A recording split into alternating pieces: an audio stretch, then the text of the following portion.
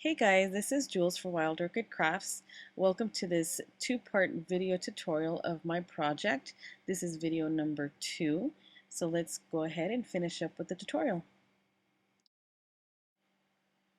So I went ahead and grabbed the leaves that I wanted to use for this particular spray.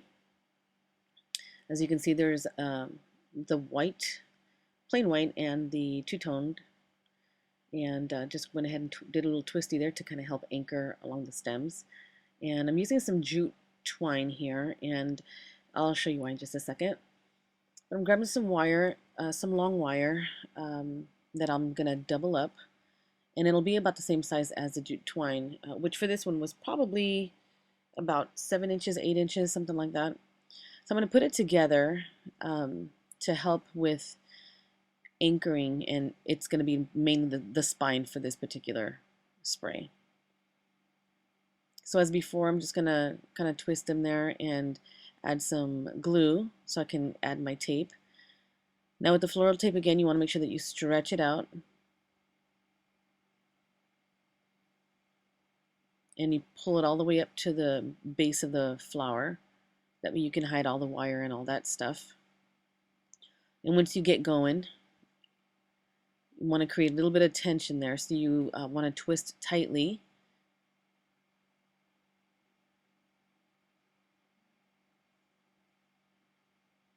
And there's the end there, just kind of ripped it off. And start at the base again, and then I'm going to go up this way so I can get to that extension. So I'm going to pull those two down.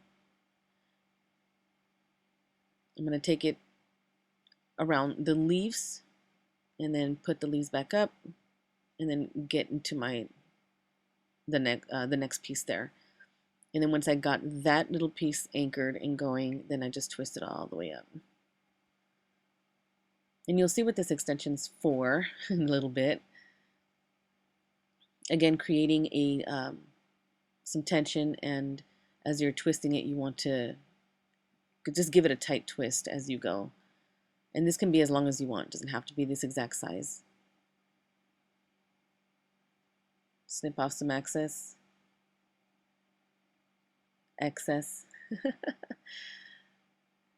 And using a little bit of glue to glue that down. So now I got several pieces put together. I'm going to grab my tape again, stretch it.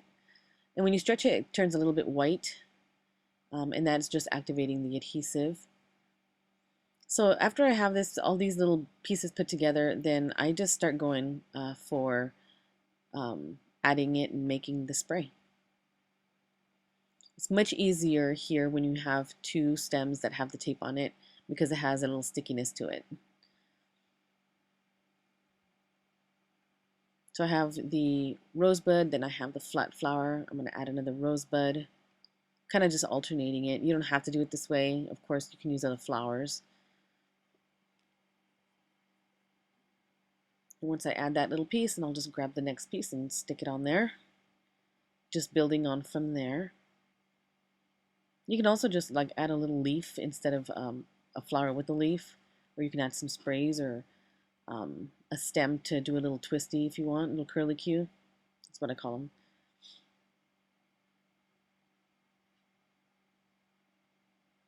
Sometimes the stems are a little too long, a little too bulky, so I'll just cut a piece off.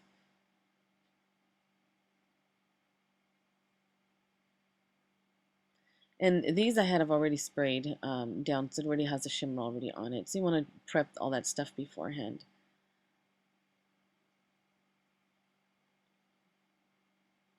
And a little bit of glue at the end to hold the tape down. And I have this little one left. I'm trying to figure out where I want it. Just going to add it to the bottom there. No big deal. And I like the fact that you can use different leaves. I'm using the white and the two-tone and the green. It doesn't really matter. Not to me anyways. So you can be creative and stick anything you want in there.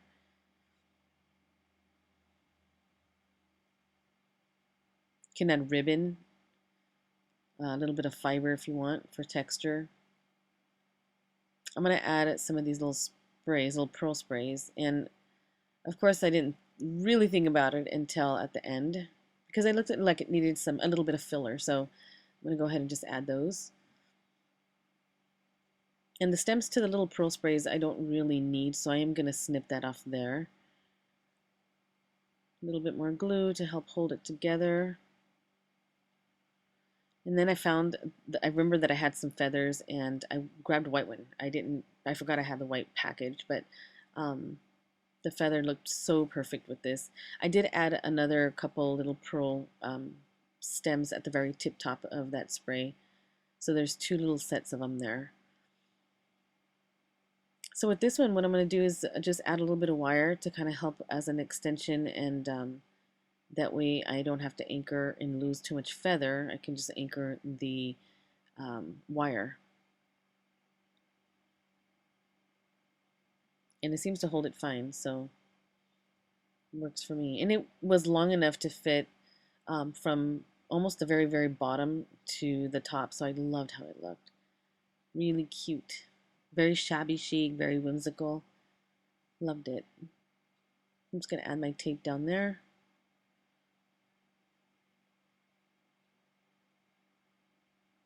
Remember to stretch it in a tight twist, tight wrap. A little bit of glue at the end. And then for these extensions, I just grabbed my skewer, my bamboo skewer, and curled them. Made some little curlicues with those.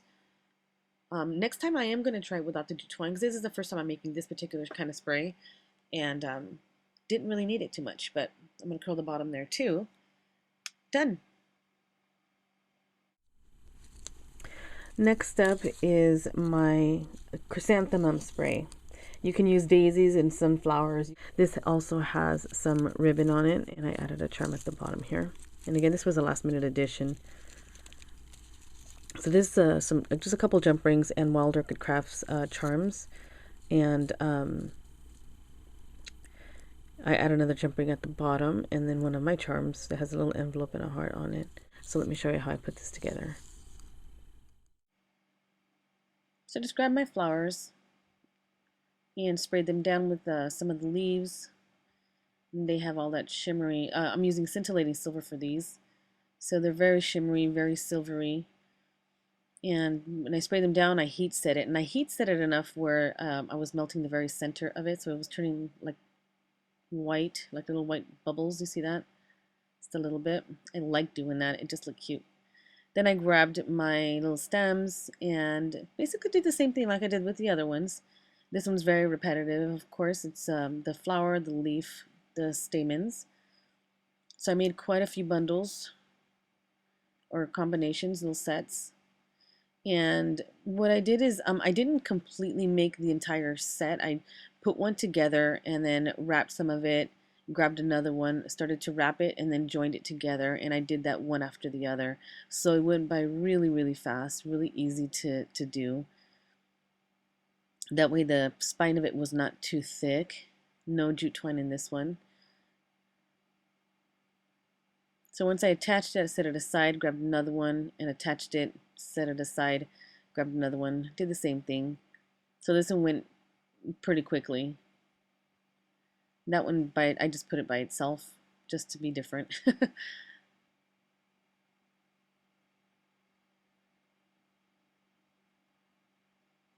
These were so much fun to make. I just wanted to grab some other ones. I just didn't have time to make any more. But I will be playing with them some more, making little rose ones and stuff. That's it. And last but not least is my swag.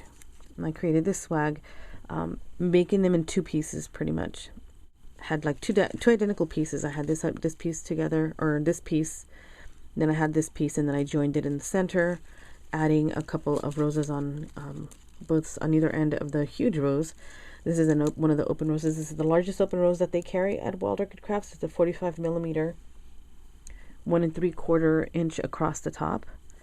And some of their seam binding that I crinkled up, I sprayed down with some Royal Crimson Fire by Lindy, so it has a little pink tinge to it, and some vintagey crochet lace that I have over on my blog. And I used this mainly because it had the feel that I was looking for, and it also went with the cream of the little roses on the top there. And I created these itty bitty pearl sprays on the top here. I just wanted to play with pearls on my own, and just added those, and added them to the ends here to this particular spray. There's a few there. Not exactly, I think, yeah, almost the same, but not quite the same. So a couple pearls and a little crystal. And there's a couple pearls and a little crystal back there. So I just kind of gave it that curvature. So let me show you exactly what I did to create this one. Actually, I used the leftover flowers that I didn't use when I made this one here. I made one extra of the flat single flower, and then I made this. So let me show you how I made it. So I had these two pieces already done, and I was just needing to join them and fill the very middle part. So I grabbed my little pearl and crystal spray, and because it was already on wire, I just wrapped it around the two bottoms of the sprays and anchored it.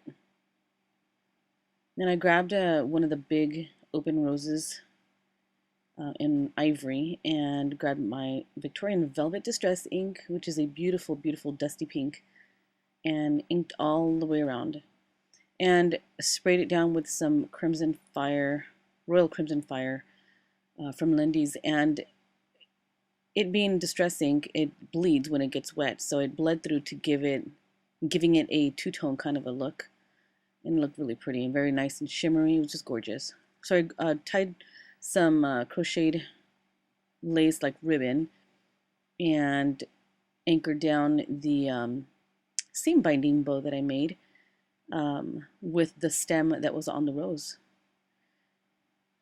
I probably should have glued it, but for right now it's okay. So I just did that, and which is pretty easy and pretty simple to do. Came out beautiful. I loved it. Loved it. So here are my floral sprays and my swag that I made, and I hope you guys enjoy this tutorial. So head over to Wild Orchid Crafts, and if you want to use the flowers that I used here, the links to get to these particular flowers are over on my blog down at the bottom where it says product list, and then you can see the other stuff that I also used, the other supplies that I needed to use to make these particular sprays. So head on over to Wild Orchid Crafts YouTube channel to see what our talented design team is creating. Tons of ideas and inspiration over there. And you can also find us on Facebook and keep up on new products, contests, and giveaways. The links are below. If you have any questions, let me know. Thanks for watching, and you guys have a great day, and I'll talk to you soon.